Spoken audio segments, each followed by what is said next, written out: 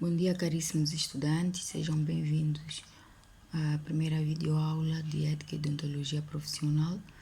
Como não é possível abordar todos os temas, vamos pegar o primeiro tema que é o tema 5. Vamos abordar a deontologia profissional, que é um tema bastante relevante para qualquer profissional de qualquer área.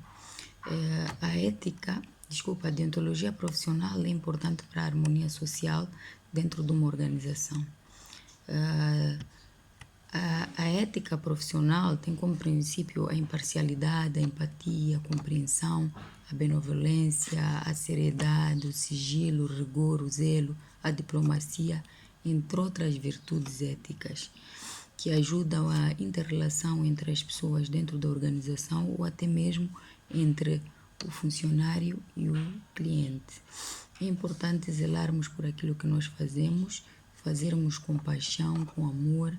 E a questão do sigilo também é uma questão bastante importante, que muitas vezes cria problemas. É normal dentro de uma organização existir fuga de informação bastante sigilosa que pode criar constrangimentos à própria organização e ao trem ou ao cliente. Podemos também usar exemplo do hospital, que existe, por exemplo, muita reclamação em torno da relação que existe entre o médico e o paciente. Também fala-se muito sobre essa questão, existe muita reclamação e quando estamos no nosso posto, também temos que olhar para a parte humana. É importante não só sermos, por exemplo, profissionais assíduos que cumprem com todas as tarefas, mas também termos o lado humano, termos sigilo naquilo que nós fazemos. Então, isso é importante para nós como funcionários, porque podemos colocar em causa a própria organização ou empresa e colocar em causa também aqueles que são os nossos clientes e até os nossos colegas que também são funcionários da mesma organização. A ética profissional tem como premissa o melhor relacionamento do profissional com os seus clientes e com os outros profissionais. Então, tudo que fizemos dentro da organização pode nos afetar de certa forma, afetar os nossos funcionários e os nossos clientes. Então, temos que analisar muito bem como nós fizemos as coisas.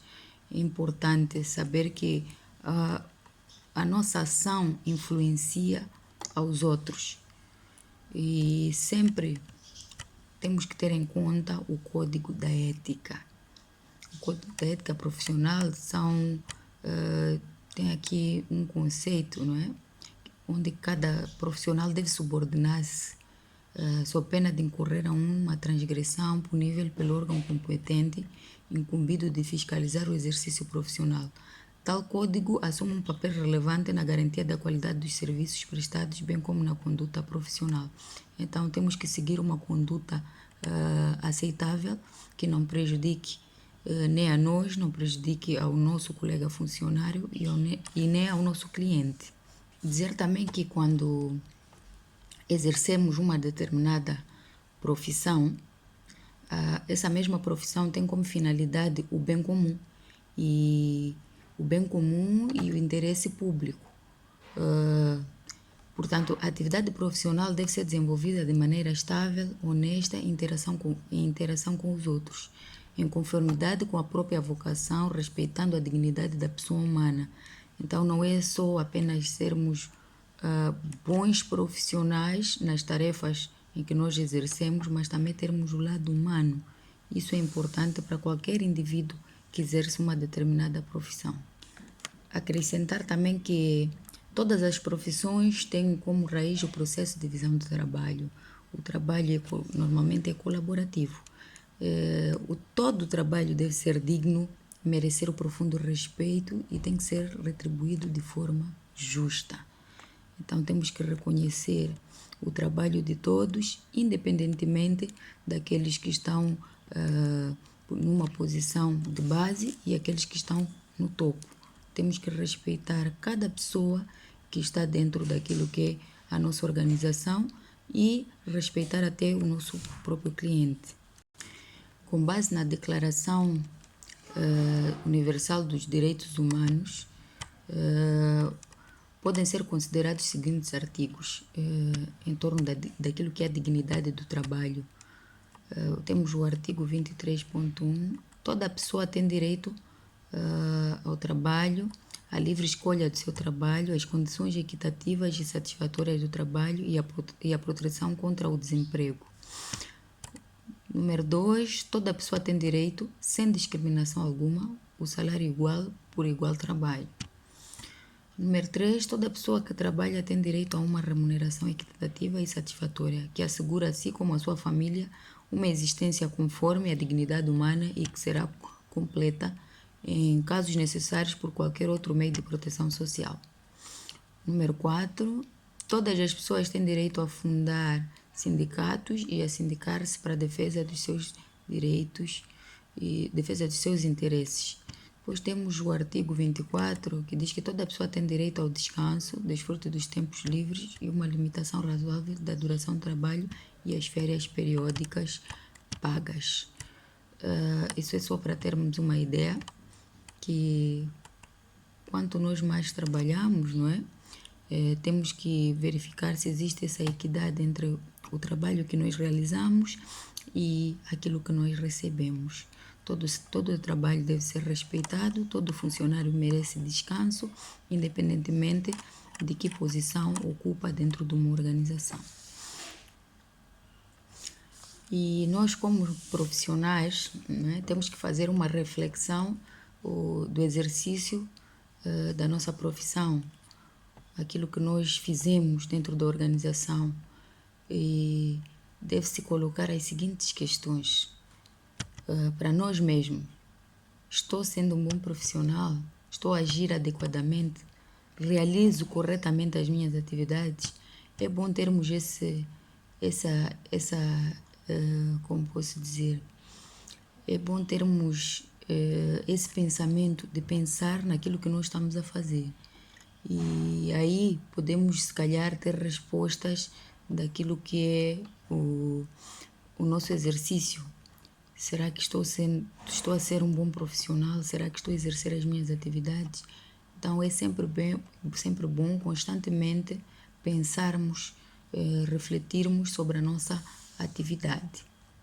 E algumas vezes, quando exercemos determinados cargos, principalmente quando estamos num cargo um pouco superior aos dos outros, nós acabamos sendo um pouco egoístas e não pensamos no bem do outro. Então temos que deixar de lado esse pensamento, porque temos que respeitar os outros independentemente da posição que ocupam dentro de uma organização. O egoísmo não é positivo dentro de uma organização. Então temos que sempre pensar no bem-estar de todos, seja dos funcionários que trabalham conosco, seja dos nossos próprios clientes. Então é importante sabermos que existem pessoas de fato egoístas e não querermos ser como essas pessoas, principalmente quando subirmos ou quando chegarmos a um cargo de chefia, por exemplo. Agora podemos pegar naquilo que é o conceito de deontologia. A deontologia é uma ética profissional de obrigações, práticas baseadas numa ação livre da pessoa, no seu caráter moral, carente de uma legislação pública. Por outro lado, ela seria um tribunal que julga a atuação do profissional no exercício das suas atividades.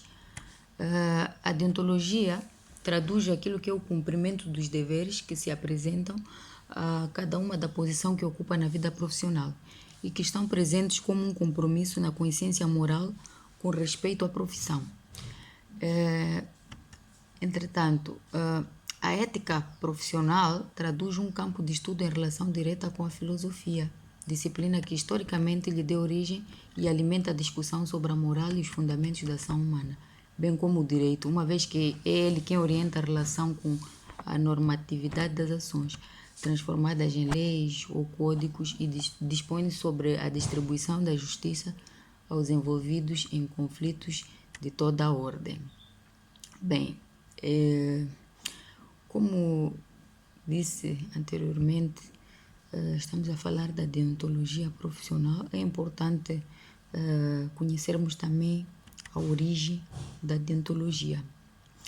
E o conceito de deontologia provém do grego doen, defuntos, dever e lotos, tratado de ciência. No entanto, o vocábulo entrou em uso quando Bentham deu a sua Science of Morality, de 1834. Não sei se consegui expressar-me bem. O título de Deontology. Para Bentham, em 1834, deontologia era a sua doutrina utilitarista dos deveres. Depois, o conceito de deontologia foi usado especialmente para designar as doutrinas sobre determinadas classes de deveres relativos às profissões ou situações sociais. E a deontologia é a aplicação dos princípios gerais da ética a uma realidade específica. O vocábulo deontologia também significa o obrigatório, o justo, o adequado. Portanto, esta pode ser definida como sendo a ciência que estabelece normas diretoras das atividades profissionais sob o signo de retidão, moral ou honestidade, estabelecendo o bem a fazer e o mal a evitar no exercício de uma determinada profissão. Portanto, a deontologia profissional elabora sistematicamente os ideais e as normas que devem orientar a atividade profissional.